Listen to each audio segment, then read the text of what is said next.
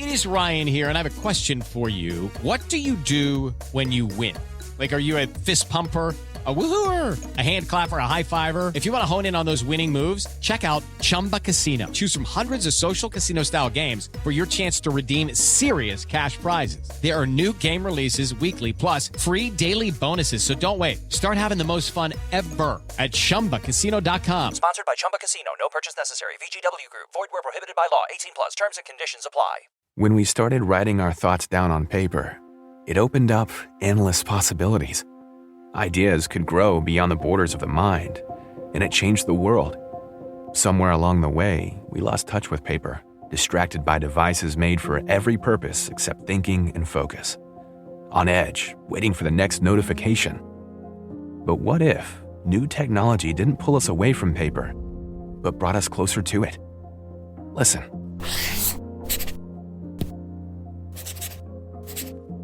That's not paper.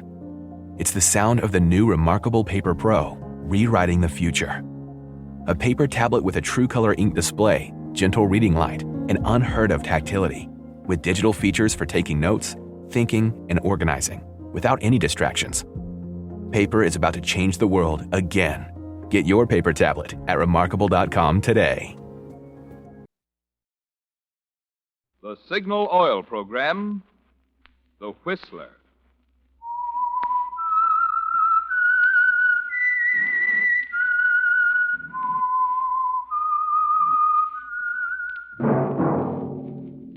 That whistle is your signal for the Signal Oil Program, The Whistler.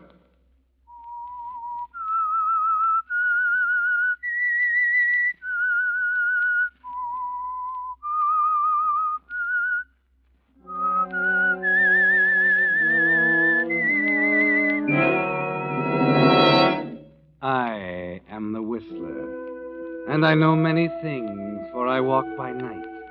I know many strange tales hidden in the hearts of men and women who have stepped into the shadows. Yes, I know the nameless terrors of which they dare not speak.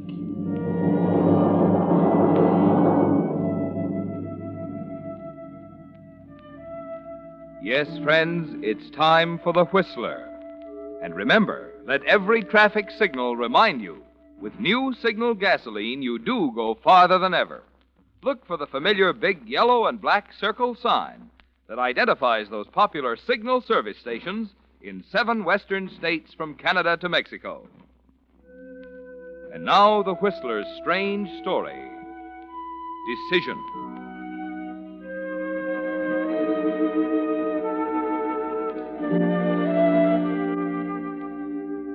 Months later, when he finally got a chance to think about it clearly, he decided that if it hadn't happened so suddenly, it might not have happened at all. It was April, of course. That might have had something to do with it.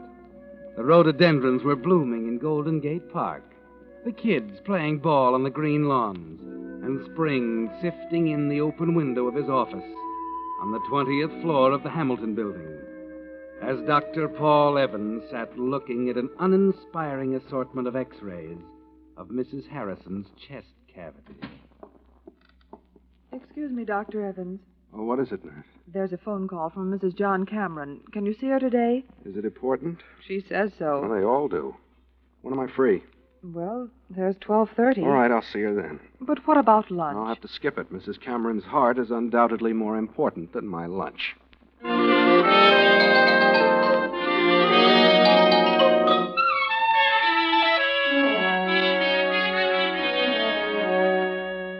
Yes, it could have been the way that it happened.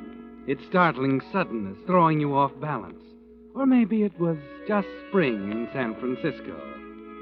But most of all, it was a black-haired girl with blue eyes, standing by the window when you looked up from your X-rays a half hour later. You remember exactly how she looked. The jersey dress with a gold belt and clip. The smart little felt hat, accenting her dark hair, making you realize in a split second what was wrong with all the girls you ever knew. She must have come in while you sat at the film illuminator, looking at negatives, Evident mitral making notes. insufficiency, minor valvular lesions, plus slight enlargement. You're Dr. Evans. Right, I'll be with you in just a moment. Request detailed cardiograph immediately.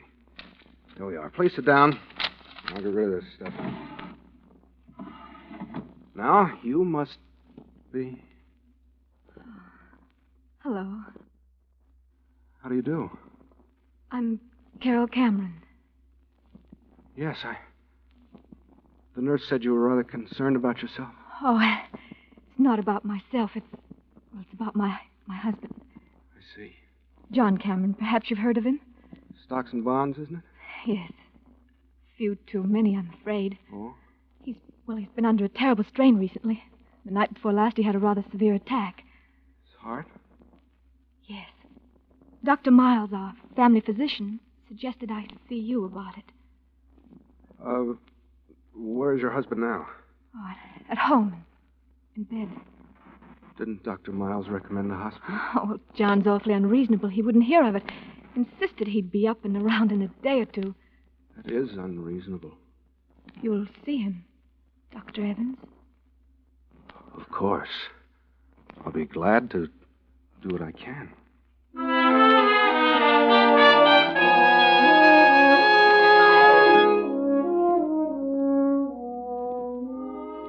Just like that, Paul. A minute or so, and she's gone. You look up, you see her. And 30 seconds later, she could ask if you'd mind going to the North Pole for her, and you'd tell her you'd be glad to. All afternoon, you try to shrug it off. Tell yourself it's fantastic, that this is the sort of thing that keeps you away from second-rate movies.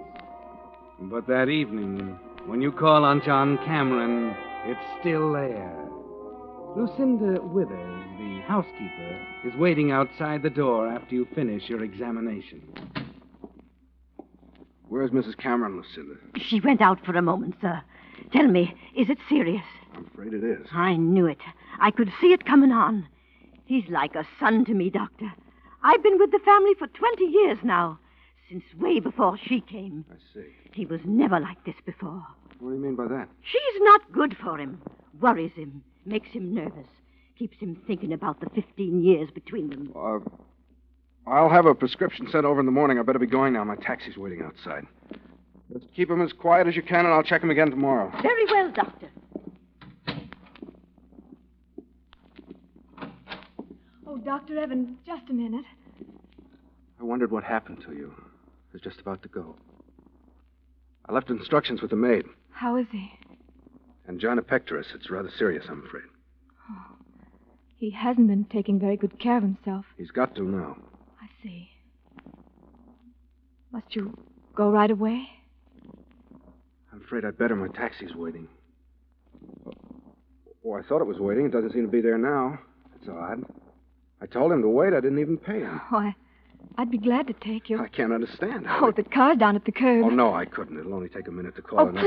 please let me. It's really no trouble. All right. I'll get my coat.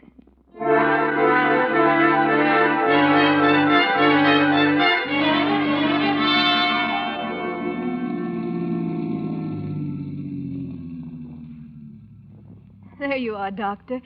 Right to the door. It was awfully nice of you, Mrs. Cameron.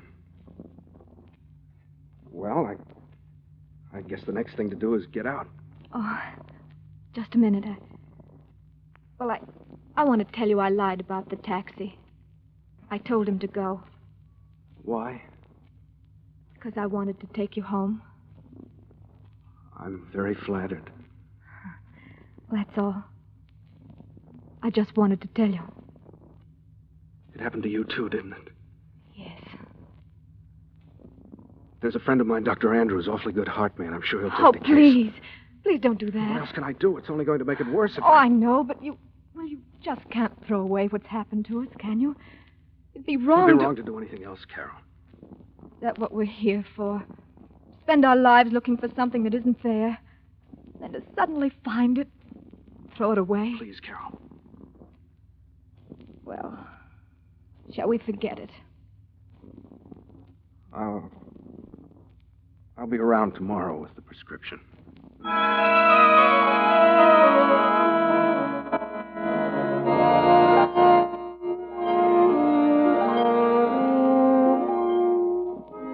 So that's the way it started, Paul. Yes, it was easy to analyze it, to list a million reasons why it was wrong. But the trouble was that when you were all through analyzing, it was still there, stronger than ever. You visit John Cameron the next day, and the day after that, and before you know it, the days have grown into weeks. And the night you arrange to meet her secretly at that little French cafe on Washington Street leads to a lot more of them. The two of you at the little corner table Pierre reserves especially, not saying much, just watching the flickering candles all around the room, listening to the music. Well, it's been over a month now, Carol. Yes. Hard to realize it. Are you happy? Happy and miserable. Did you expect anything else? No, I knew it was going to be this way. Oh, it's just that I feel so helpless. I'm glad you could come tonight, Carol, because Because what? Because I think this is going to be the last time. I was afraid you were going to say that. Oh, don't you see how impossible it all is? We're both beating our heads against a stone wall. You're right, Carol. We are helpless. The only thing we can do is try and be square with ourselves. It just won't work any other way. I suppose not. He'll probably go on like this for years. He might if he's careful. Oh, it's terrible to feel this way. What way? I can't help it, Paul. I almost wish he'd... Oh, it's true. I never loved him, Paul. My family thought he'd be good for me. I didn't want any part of it. I know. You don't have to tell me. He's unhappy. He's sick and miserable. It'll always be that way. Why should Please, Carol. This is going to be the last time. I mean it. I think I can get Andrews on the case next week. Look at me, Carol. It's going to work out somehow. In the right way. Will you believe that? All right, Paul. If you say so.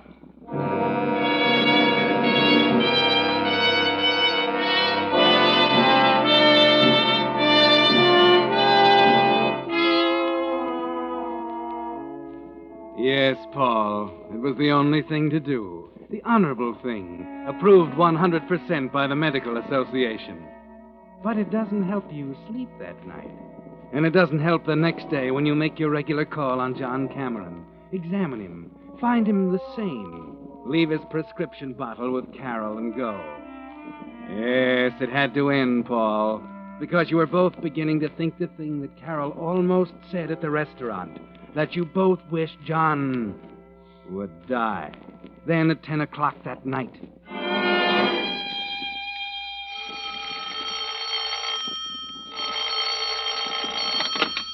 Hello?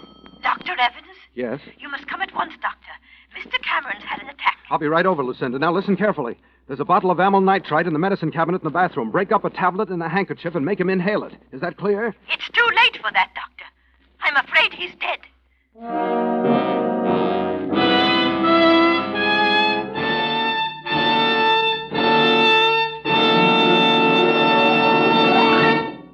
With the prologue of tonight's story, Decision, the Signal Oil Company brings you another strange story by The Whistler. But first, a word of thanks to you for a very special honor you have bestowed on The Whistler. In the most recent radio survey, The Whistler received the highest popularity rating in all radio history for a West Coast program. Not just top popularity, mind you, but by far the highest popularity rating in the entire history of West Coast shows. That's an honor never before received by any other program. An honor for which we of the cast and all signal dealers who bring you The Whistler want to thank you. For after all, we realize it's your loyalty to The Whistler that has made this honor possible. And believe me, with such an incentive, you can count on all of us to keep every performance our very best performance. So you'll continue to tune in the Signal Oil program, The Whistler, each Monday night. And incidentally, next time you're out driving, we also hope you'll stop at one of the friendly service stations displaying Signal's familiar yellow and black circle sign. And try that other current Signal success, the new Signal gasoline. There's no better way to tune in top performance for your car than with that power-packed new super fuel that now helps you go farther than ever. New Signal gasoline. And now, back to the Whistler.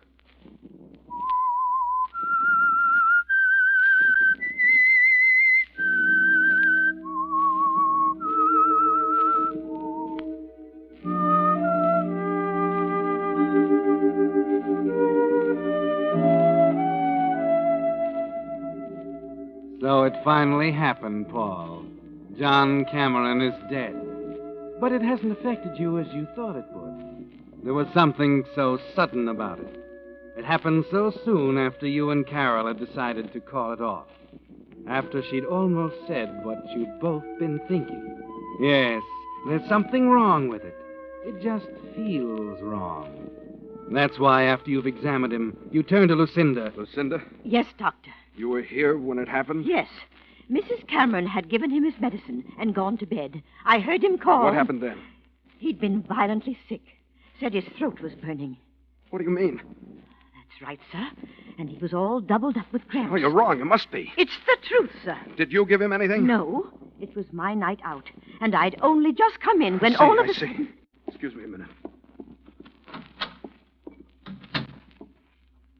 Well, Paul, Don't go in there. There's nothing you can do now. I know. Well, it's over. Carol, Oh, don't say anything, Paul. I don't want to talk about it or think about it anymore. Ever. we've got to think about it. I know. You don't have to tell me. Oh, he was all right this morning. Just as well as could be expected. All right, Carol. What happens now? I won't say any more. You know what's ahead, I guess. Of course. I'll be all right. Oh, it's just... You better get to bed. You need some rest. I'll take care of everything.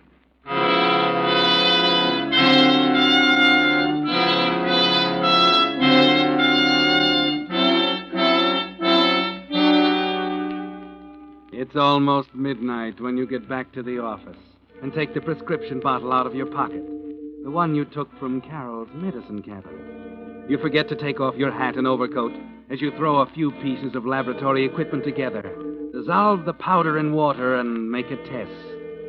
A very simple test. Thiocyanin. I knew it.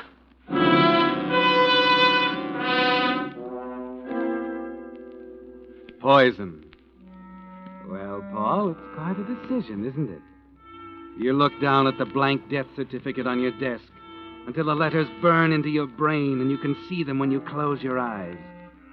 It's the most important decision you'll ever have to make, Paul. Is that what we're here for? To spend our lives looking for something that isn't there?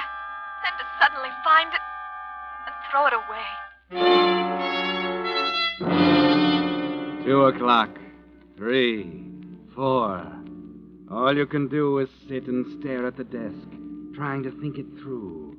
Your medical certificate's on one wall, the Hippocratic Oath in a neat black frame on the other. 6 o'clock, 7, 8. Then your nurse arrives. Why, Doctor, you've been here all night?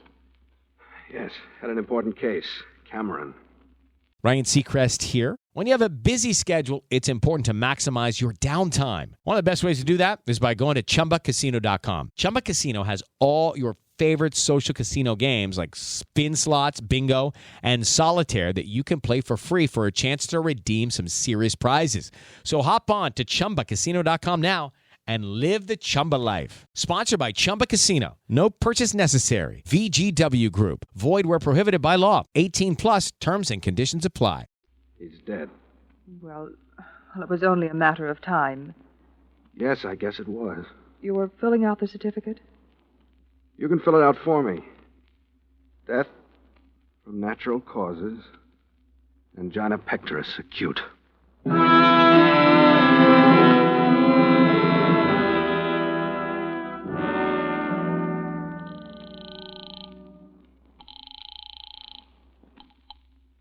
Hello? Carol? I've just filled out the death certificate. Heart disease? Yes.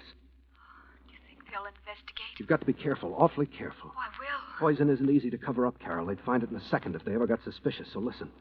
I'll send the certificate over this morning. Take it to a mortuary right away and ask for cremation. If nobody gets curious during the next week, I think we'll be safe. All right, Paul. We mustn't be seen together under any circumstances. I don't want you to even telephone me if you can possibly help it. Okay? Okay. That's all then. Good luck, darling.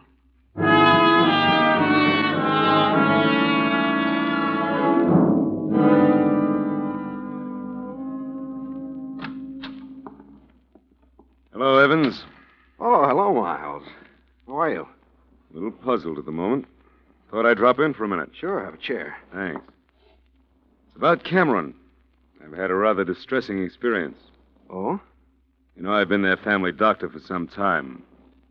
I didn't know Mrs. Cameron before she married John some years ago, but I've always thought her a rather charming person. She seems to be. You know her pretty well, Paul?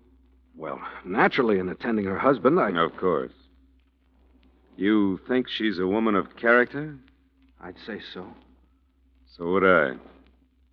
Miss Lucinda Withers, however, seems to think she's a murderess. What does that mean? I don't know. The woman was completely confusing, a lot of rambling, disconnected remarks that seemed to imply that you and Mrs. Cameron were in love. But there was a practical reason for her requesting cremation, when Cameron had always been against it. Oh, what's wrong with that, supposing she didn't know? I just think, Paul, that you ought to do something about Miss Withers. You know as well as I that this sort of thing can ruin you.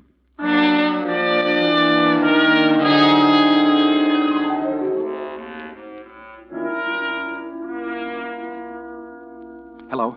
Hello, Carol. Listen, darling. You've got to get Withers out of town. Yes, I know it'll make it look worse, but it's the only thing we can do. Where's her family? Idaho. Good. Tell her she needs a rest. Anything. I know it sounds crazy, but it's better than sitting around waiting for the axe to fall. That's it. Good luck, darling.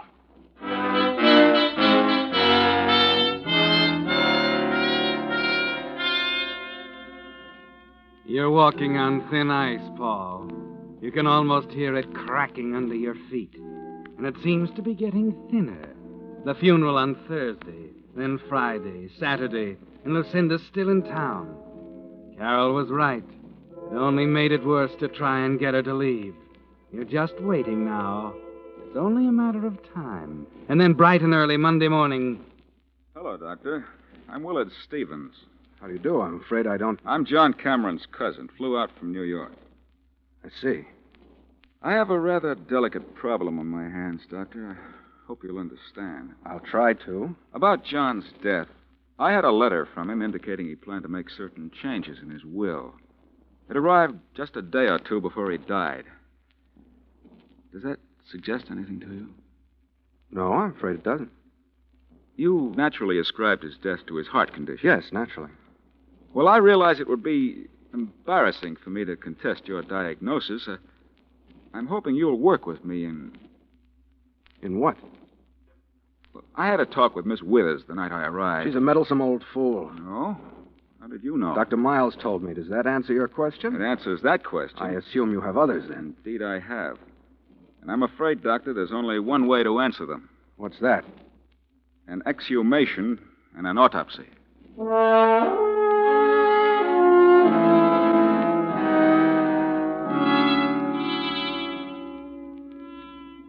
So that's it, Paul. It's all over now but the trial. The next decision is easy, isn't it? It would be useless to try and run away. It would never lead to anything. You and Carol could never find happiness with an axe hanging over your heads. So the next day, during the autopsy, you sit at home quietly in the chair by the phone, waiting for it to ring. Hello? Hello, darling. Is it over? Yes. They're waiting downstairs to take me to the coroner's office. Paul, would you do me a favor? Anything, Carol. Will you leave now? What do you mean? Oh, look. If it's going to happen, there's no reason for it happening to both. Oh, that's about the most ridiculous thing you ever Paul, said. please, Go with them, listen Carol. to me. I'll be down there in an But hour. Carol, there's only one thing in the world right now. When that's gone, I don't want to be here anymore. I hoped you'd say that. Keep your chin up, darling. I'll see you in an hour.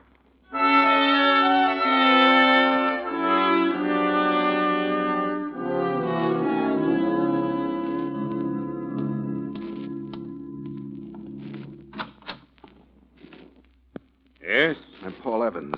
Oh, this way.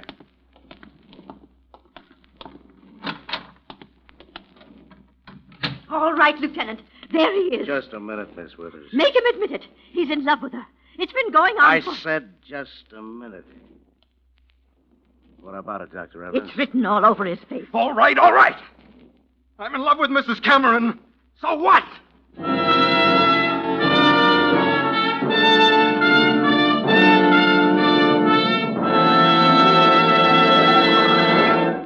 The Whistler will return in just a moment with the strange ending of tonight's story. But first, a question. Why do you suppose it is that almost 5,000 of today's overaged cars are dying, going out of service each day? Are they completely worn out? Definitely not. But certain vital parts are worn out which can't be replaced today. That's why signal dealers take no chance of overlooking even one part when they lubricate your car. Instead, they use Signal's famous lubrication chart, on which the maker of your car shows every lubrication point and specifies which of Signal's 9 specialized oils and greases each part should have for long, trouble-free service. And to make doubly sure not a single part is missed, your Signal dealer checks each part against this chart not just once, but twice, which is why it's called Signal Double-Check Lubrication. This is just another example of the more thorough, more conscientious service your car gets from an independently operated signal station. Another reason your signal man is a mighty good man for you to know now, when you really want your car to go farther. And now, back to the Whistler.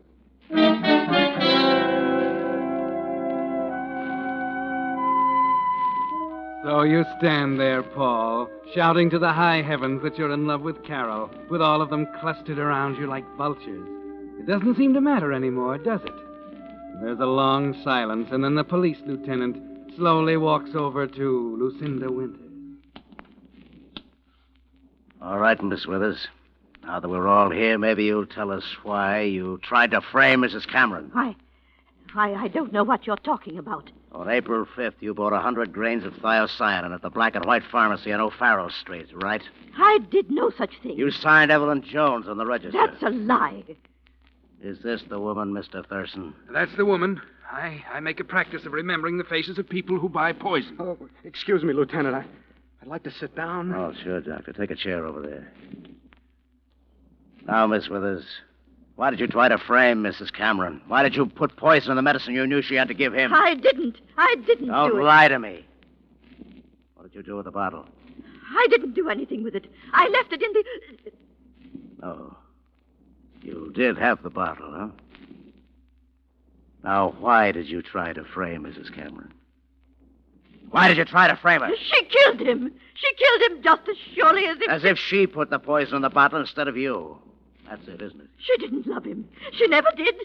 He was as good as dead. So you thought you'd finish the job and hang it around her neck? I got to see Mrs. Cameron, Lieutenant. Where is she? In the next room, lying down. Oh, go ahead, Dr. Evans. Now, Miss Withers, we're going to take this all down right from the first. Carol. Paul. Darling, I'm a fool. I thought all the time that you'd killed him after what you said. Oh, I know you had every reason. When I think how I acted after it happened, but well, I thought it was you. You gave me his prescription that morning, and an hour after I gave it to him, he was dead. So Lucinda killed him. She thinks she did. They say they'll have a better case against her if they let her confess it first, before they tell her. Tell her what? Well, when you brought the new prescription that morning, the old bottle was still half full, and that's the one she put the poison in. What? That's the way it happened, Paul. You see, I used the new one the night he died. That's why I was so sure you did it. But the prescription was perfectly all right. There was Oh, nothing... of course it was. I was so sure he was poisoned. Those Oh, symptoms... Lucinda was lying, Paul, about the burning in his throat and the cramps. Don't you see? Then the autopsy was okay. There was no murder? They're going to charge her with attempted murder, Paul. You see, your diagnosis was correct. John died of natural causes. Angina pectoris, acute.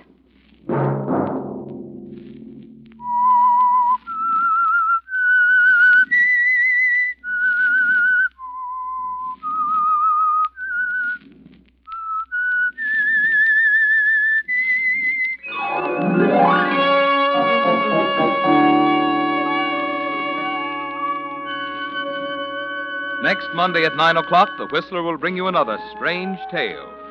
The Whistler is broadcast for your entertainment by the marketers of Signal gasoline and motor oil and fine quality automotive accessories, and by your neighborhood Signal dealer.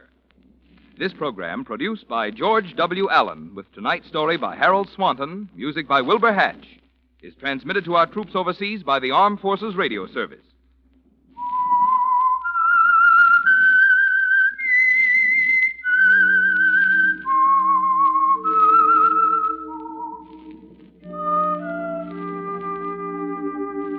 That whistle is your signal for the Signal Oil program, The Whistler. This is Marvin Miller speaking, reminding you to look for those familiar yellow and black circle signs that identify those popular Signal Oil stations in 7 western states from Canada to Mexico. This is CBS, the Columbia Broadcasting System.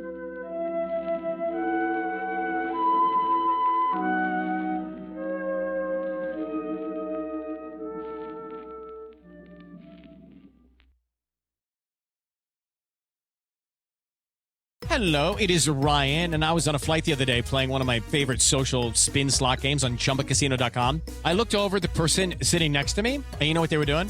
They were also playing Chumba Casino. Everybody's loving having fun with it. Chumba Casino is home to hundreds of casino-style games that you can play for free anytime, anywhere. So sign up now at ChumbaCasino.com to claim your free welcome bonus. That's ChumbaCasino.com and live the Chumba life. Sponsored by Chumba Casino. No purchase necessary. VGW Group. Void where prohibited by law. 18 plus. Terms and conditions apply.